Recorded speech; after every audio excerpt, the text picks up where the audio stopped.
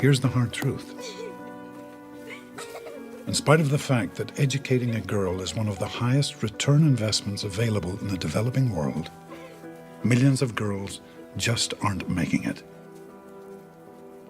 Right now, there are 66 million girls out of school, and many more who struggle every day to simply remain where they belong, in a classroom.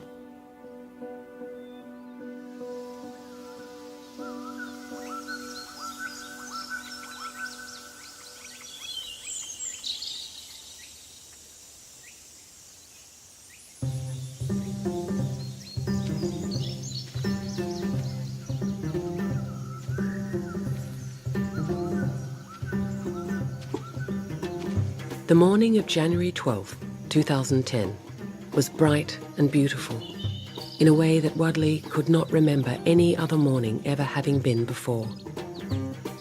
It was the dry season, when wildflowers bloomed, and flowers that bloomed on their own, without rain, fascinated some little girls. It made impossible things seem possible, unachievable things appear doable.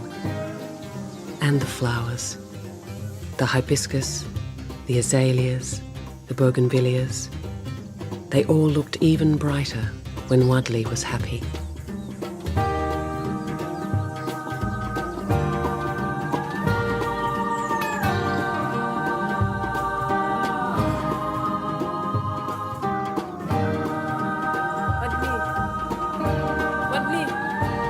Wadley, sonnerie, papa retard pour l'école.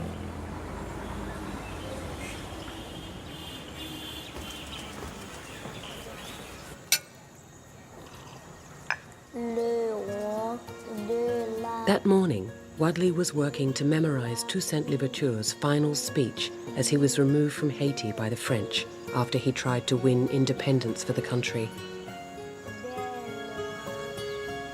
Wadley liked to imagine herself defiant, like brave Toussaint Louverture. But she also wished she had been given some words by women to recite. Brave and strong women, like her mother. Wadley, yourself, tu crucifix. Every day, Wadley brought 2 snacks from her mother's tray, one for herself and one for another child.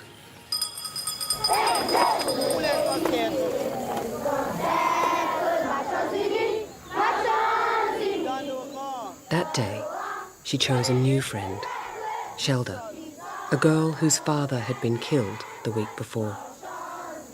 He was a taxi driver, and someone had gotten into his car with a gun and asked him to get out. He had refused, and the person had shot him.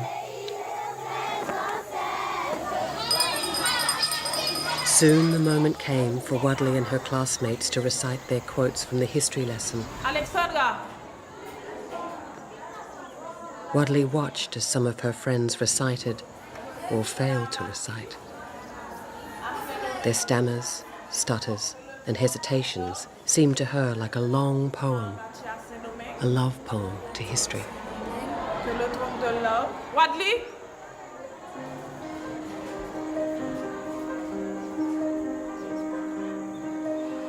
En me renversant, on a abattu à Saint-Domingue que le temps de la liberté de Noir poussera des racines parce qu'elles sont profondes et nombreuses. That afternoon, all Wadley could think was it was the dry season when wildflowers bloomed. And these words seemed a perfect beginning for her composition and a fitting bookend to her day, for they seemed to emerge somehow out of the dream that she had been having that morning.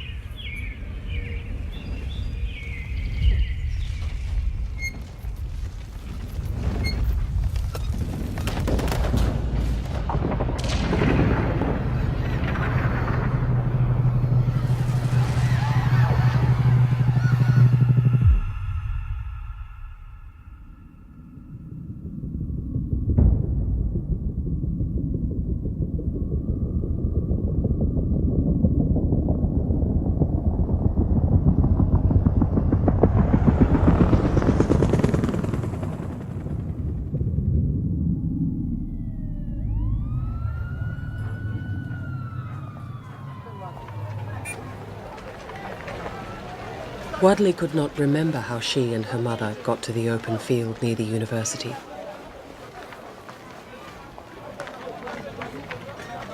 It was still the dry season, but wildflowers no longer bloomed.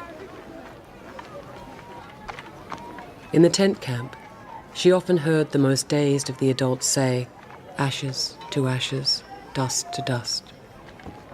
This they said when they were finally resigned to the fact that their missing loved ones would never be coming back. Life tried to return to normal, except now her mother roamed the city during the day, looking for friends and family from whom to seek help. And instead of school, Wadley went to the water fountain with a bucket. Every day now, as she passed through the camp and the ruins of her neighborhood, she thought about school. Sometimes, as she walked by the rubble of the school itself, she thought she heard the voices of her friends reciting the lessons that she now missed so much.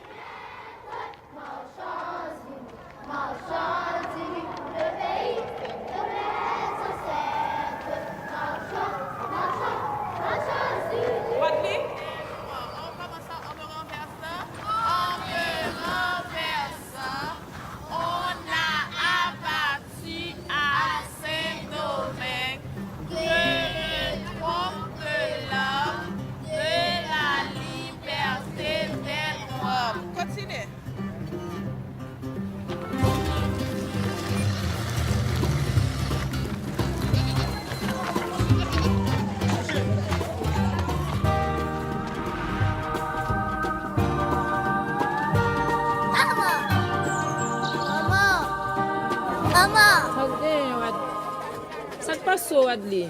L'école a ouvert. On connaît. Cherchez de l'eau pour moi, s'il vous plaît, Wadley. L'école ouvre, pas à l'école. Parce que je n'ai pas beaucoup d'argent.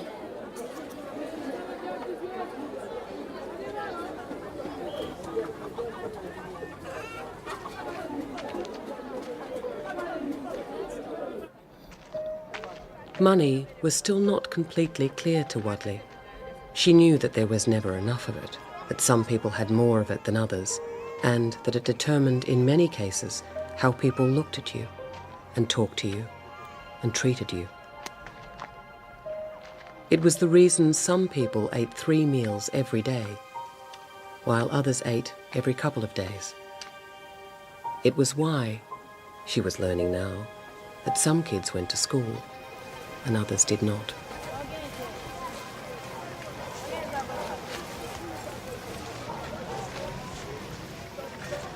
Wadley, bye-bye, à plus tard. Bye-bye, Mom.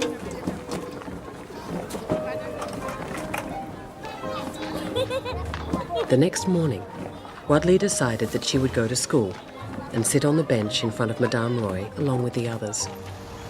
No matter that there was no money, that's what she would do.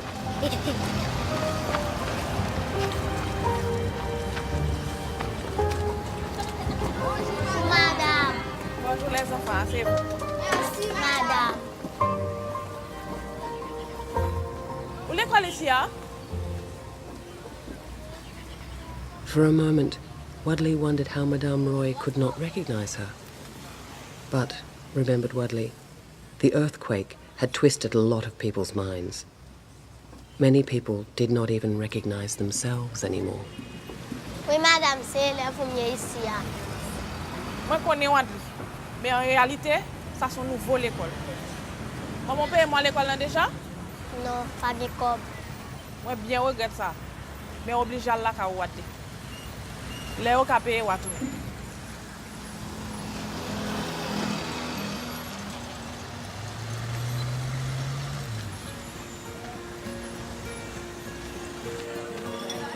Wadley decided that even though money could do many things, it was also a curse, because only a cursed thing could keep her out of school. But she was not cursed.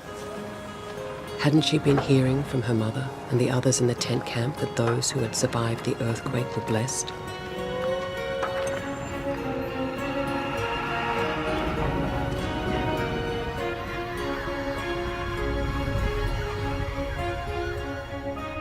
Surely it meant that she was supposed to do something special. Ashes to ashes, dust to dust, she thought to herself.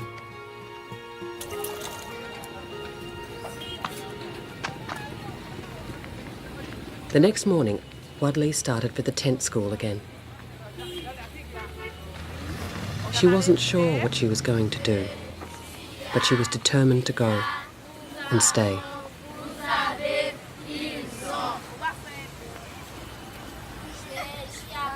Est-ce que maman paye l'école là pour déjà, Wadley?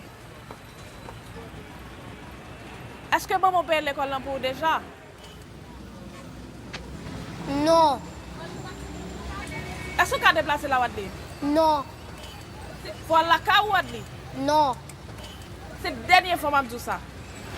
A tout wap vwe m tourner, m'a toujours kap vini jusqu'à pas m'arrêter. Sorti là.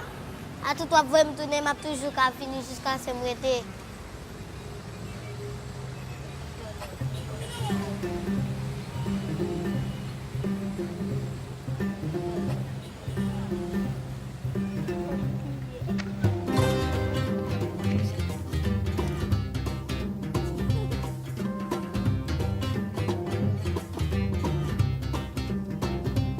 And the flowers, the hibiscus, the azaleas, the bougainvilleas, they all looked even brighter when Wadley was happy. They even seemed to thrive from it.